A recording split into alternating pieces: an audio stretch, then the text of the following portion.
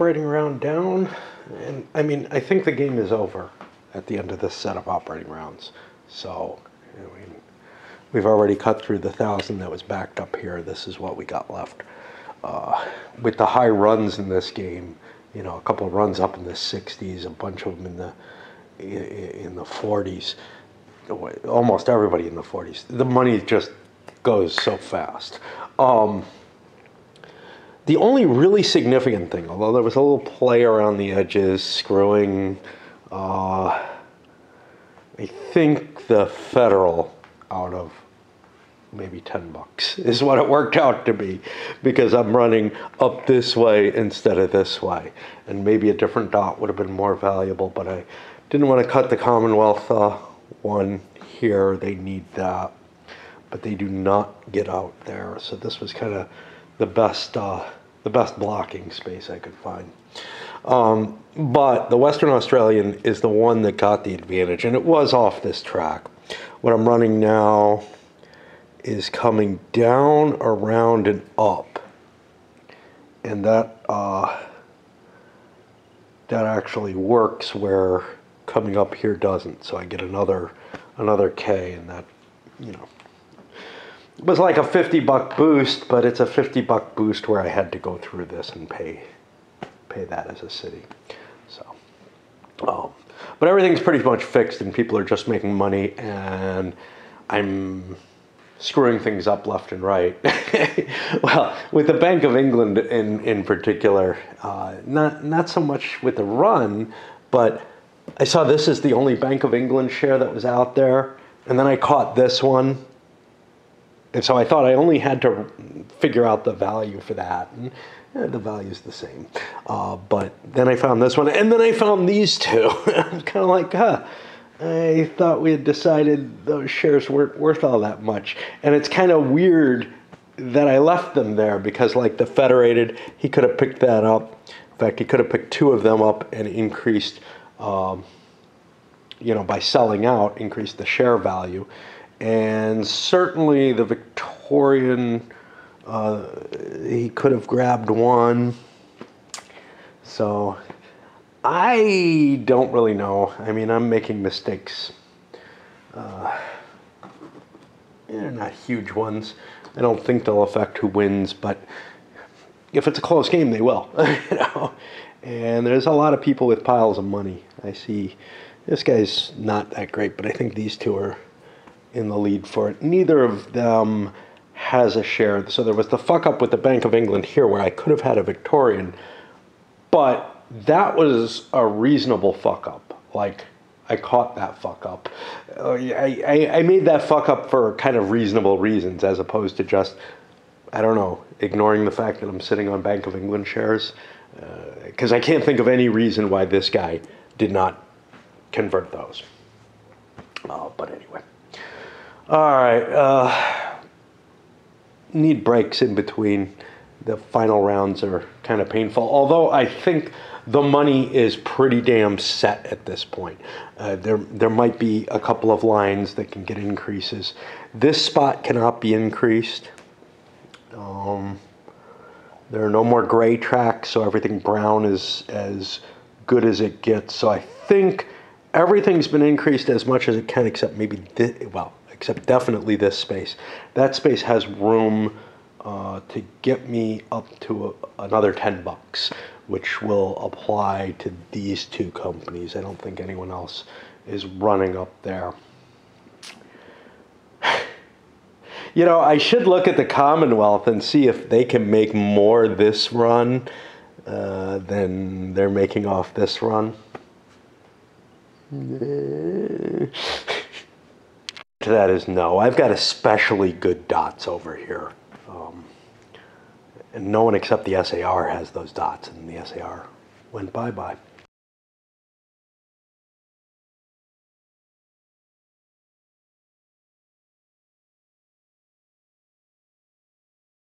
Of how I play solitaire is part of the problem with the mechanisms in play. for example, I just set up this Western Australian run last time that hit 42, and I couldn't find it again. And eventually I remembered the trick that I used, this whole, and I'm sure I showed you, running this way instead of going further.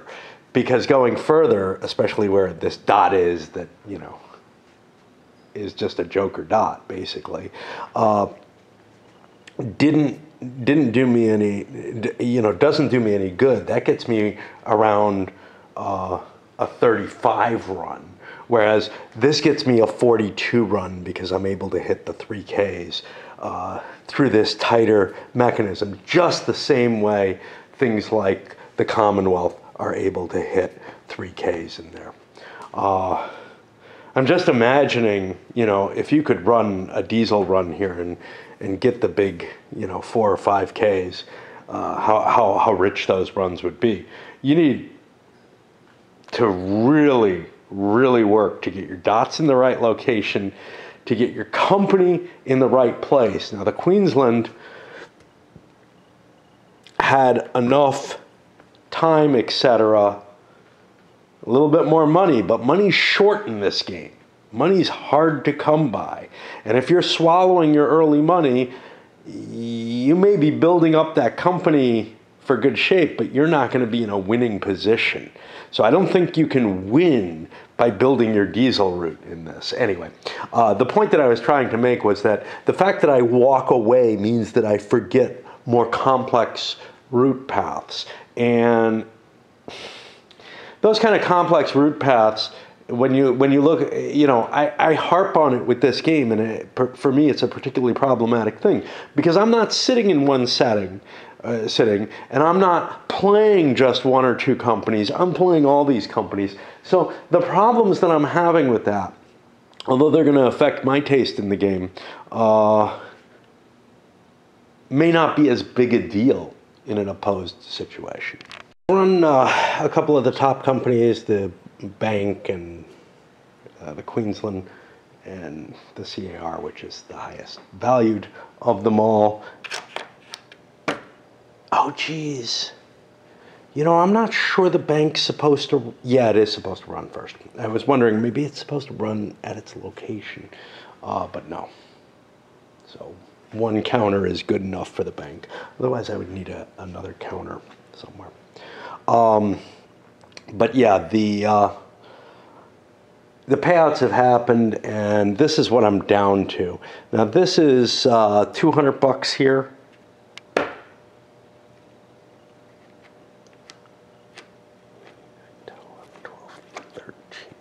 Another 65 and less than 80. Say another 200 is 400. We're going to be under $500 in the bank at this point.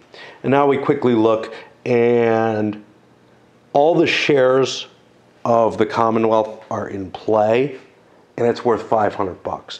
So I'm going to call the bank broken so that I can make change a little bit more effectively at this point, because game is over.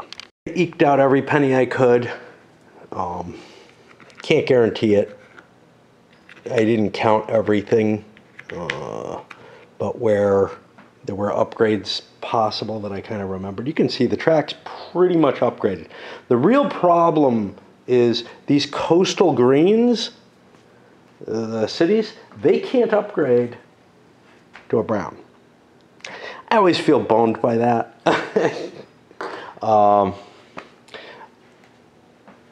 It's a reason not to necessarily hit all the cities and such not, is that they can't fully upgrade. There's an extra brown left that hasn't been used, but there is absolutely nowhere it could go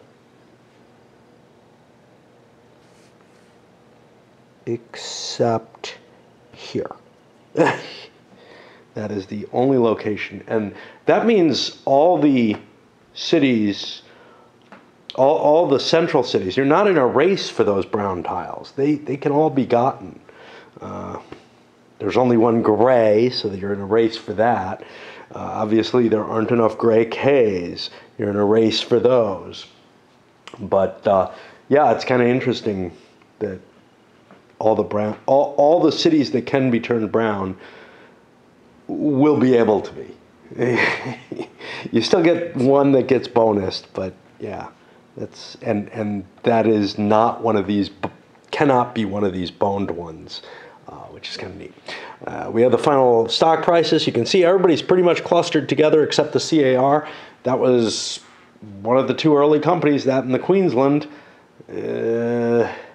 Queensland got 2 trains and a much, much better end run. I can't tell you which one's better. In terms of valuation, I mean,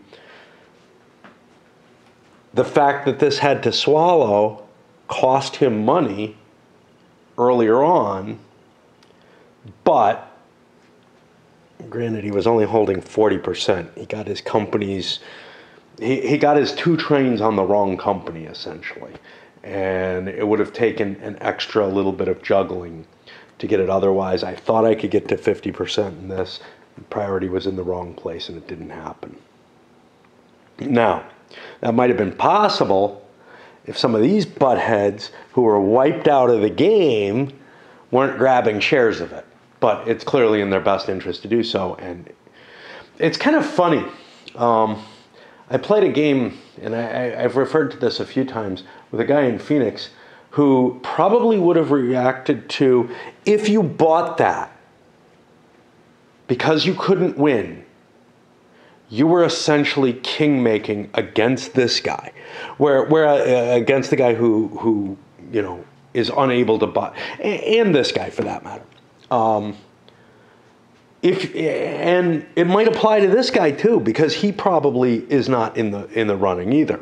But certainly these two people were not in the running, and this player would have complained that I was taking an opportunity from someone, especially if it's him, but even if it wasn't, who had, you know, who was in the running for winning the game.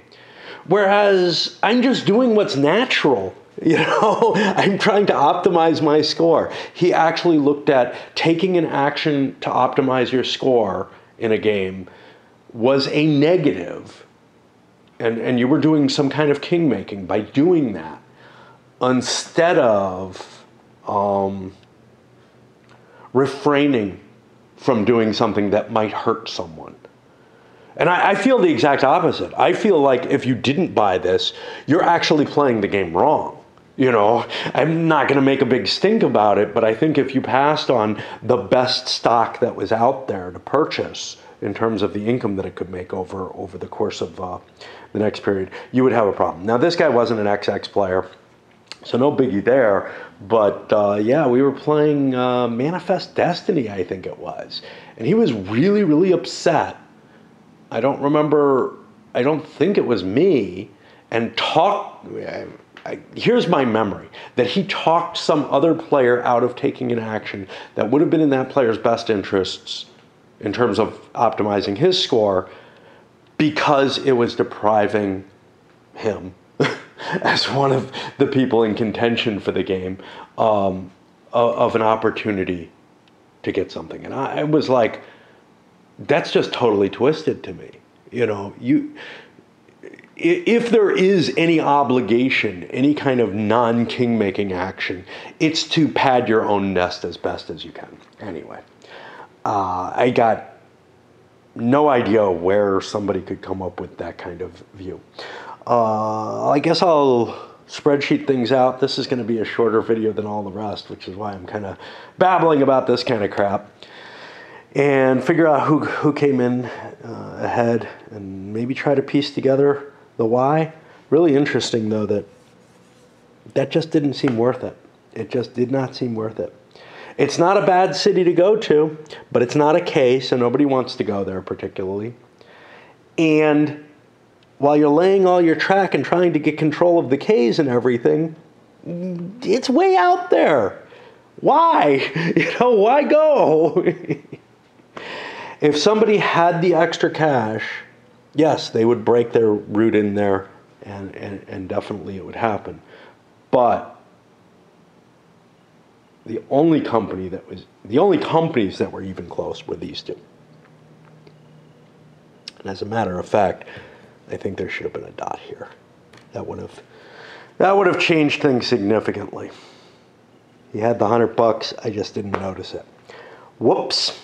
Because that would have cut off the green-blue combination. And I think they're winning. Oh, boy. So I ran my final numbers here. Cash on hand, which was pretty much visible. You know, 4 people ranging between $2,000 and $3,000.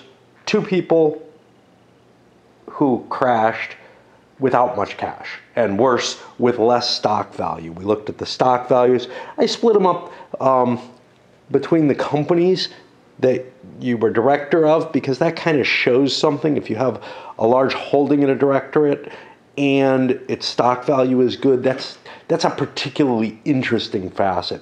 No one's got a huge holding in someone else's shares. I would have treated that in the same way. Everyone else is kind of at 2 shares of whatever they had in holdings in other companies.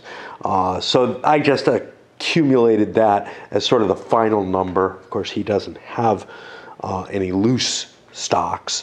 And you can see that has a fair amount of variance as well, with the people who crashed really not having much money in terms of that. Those late runs were so valuable that actually the cash on hand at 551 at least, it feels somewhat significant, but you know, it's still tiny compared to what the holdings were. And then I came up with the totals, and what we got is among the 3 top players, 1, 3, and 6, everyone's above 4,700. So it's a $300 game, about a little bit more here, but a big jump for player 6, who we can say had a couple of nice things. I got an extra train. That's the biggie. I got the 2 5 trains and a big diesel on 2 different companies. So this is the thing. I got a company with an extra train. Granted, it wasn't the company I'm holding the most shares of. I got a big train on the other company. I did things well. I ran my company well enough that although I lost some stock value, maybe off of the loan, maybe off of Swallows, well, a combination of the 2, I ended up being able to turn things around and use one company as a feeder for the other. And that's almost always a good thing. That opportunity just wasn't available for anyone else, though. Some of that being the, gosh, I don't know how quickly the trains are going to fall. We definitely had situations where people had problems, and that's the 2 people who collapsed. At least one of them expected to make it through just fine, yet their company fell into receivership basically by, you know, a little bit of miscalculation. That's a thing that doesn't happen very often in XXs, and the design of this game makes it more possible. Very, very tight track, very full. Not every path through it, you know, there's still a fair amount of yellows in there and whatnot. But in terms of the cities, all upgraded. Nowhere near here. I think that's hard to get. I think that's going to be hard to get unless, like, no one pushes the trains at all, because you just have to swallow or take hits from the loans, and the bank isn't very big, and this is really about a normal size stock chart. I don't know, maybe it's a little truncated compared to 30s, but 30s you're not meant to reach the end anyway. I don't think you'll see the end reached very often here. As I've noted before, the 2Es never had the opportunity to come out, and I would actually suspect that that's probably quite often the case, just because you're running, you know, by the skin of your teeth through the game. And do you really want to take 2 hits on the stock chart in order to reach Alice Springs? It might be worth it, right?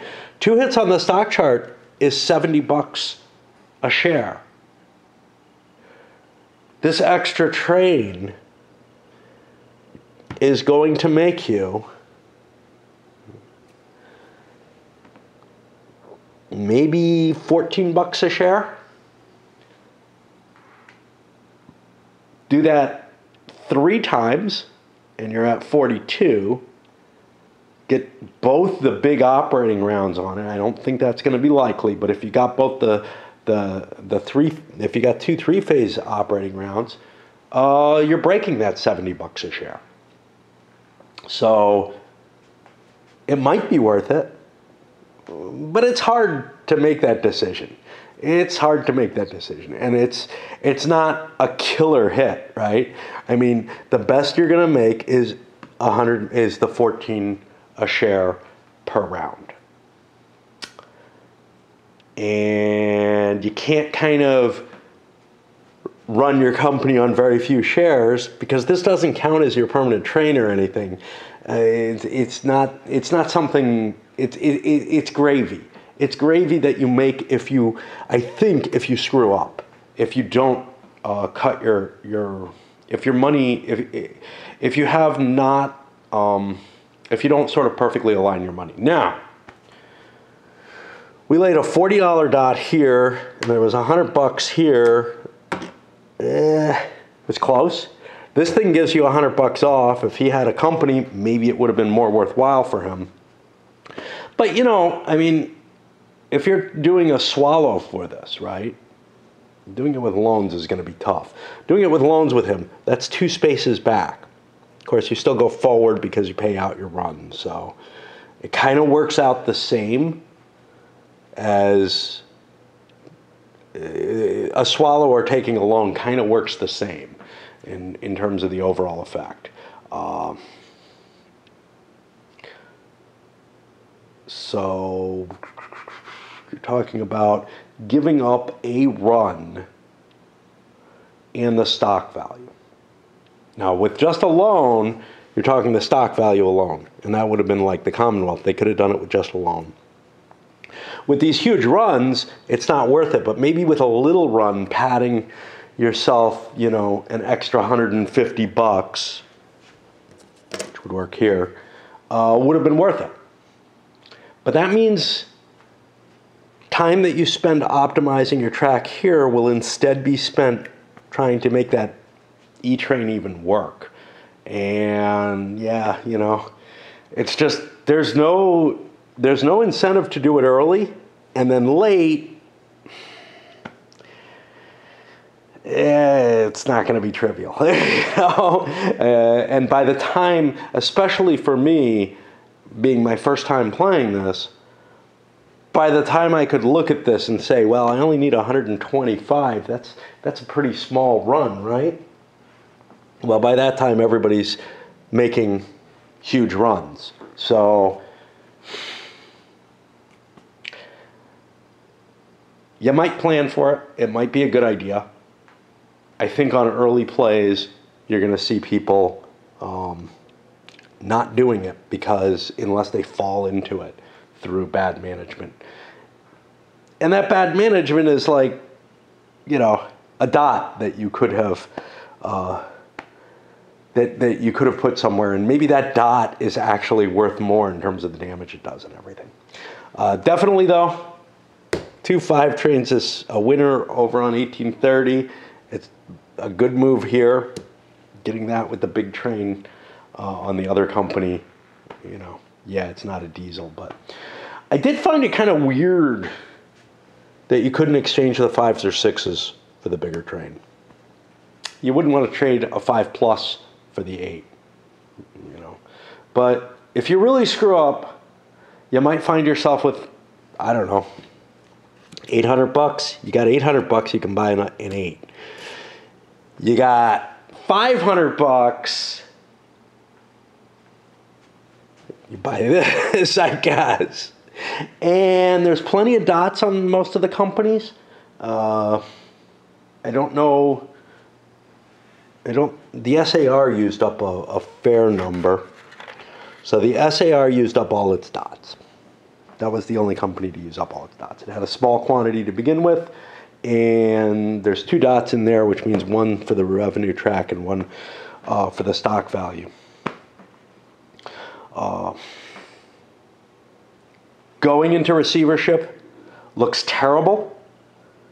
Maybe you can engineer it so that it's not, especially if you're using it as a feeder company and willing to discard your 2 shares. Certainly if you can, use create a feeder company and dump it on someone or something like that, that's fine. But we assume that the players are good enough that that's not going to happen.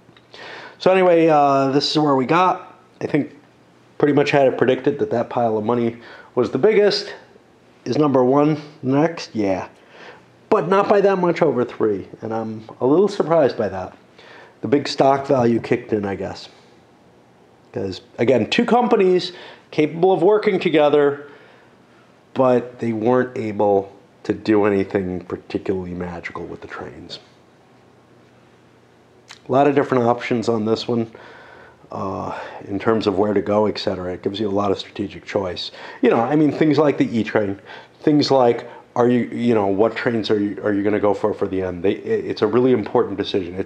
It's not absolutely clear that you want the 2 5s rather than the diesel.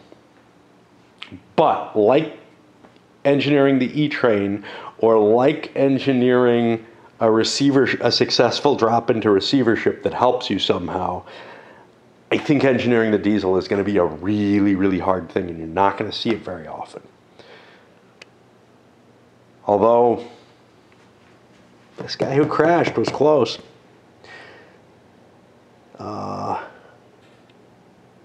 If he hadn't lost his train, he would have been in close shape for it. But one of the things is, swallowing gets you closer to receivership.